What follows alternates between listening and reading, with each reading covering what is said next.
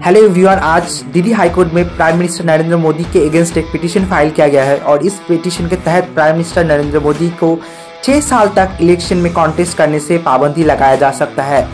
Basically under the representation of people's act this petition has been made because prime minister Narendra Modi day by day जिस तरीके से religious based minorities के ऊपर hate speech comment करे, राजस्थान में election के तहत different kind of hate speech दिए थे, इस वजह से उनके अगेंस्ट एक पिटीशन फाइल किया गया है। And this is not the first time. इसके पहले भी the election commission of India के अंदर बहुत सारा कंप्लेंट फाइल किया गया था, but they didn't take any such step.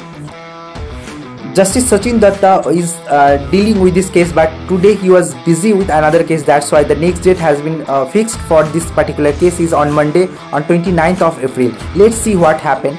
And to be very honest, this is not the first time these things are happened. Any kind of complaint has been made against the Prime Minister of India. इसके पहले भी prime minister Indira Gandhi के against भी 1971 के election के time मैल practices और election के time बहुत सारे इलीगल एक्टिविटीज़ की वजह से उनके अगेंस्ट भी केस फाइल किया गया था इलाहाबाद हाई कोर्ट में।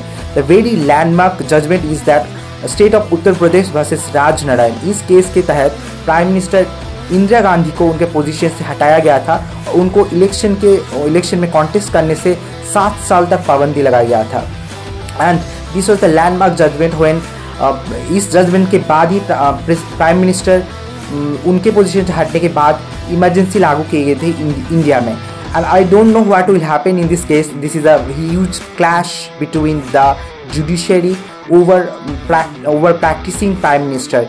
जुडिशरी यहाँ पर प्राइम मिनिस्टर के पोजीशन को चेक करेगा और इवैल्यूएट करेगा कैसे वो इलेक्शन में कॉन्टेस्ट करे एंड कैसे उनका स्पीच दिया जा रहा था और other things in this particular case.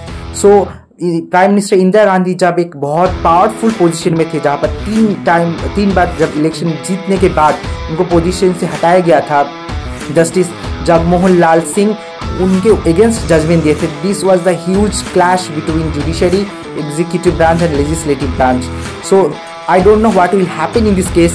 Let's hope for a bright future. Let's hope for a new landmark judgment of Indian judiciary. Thank you.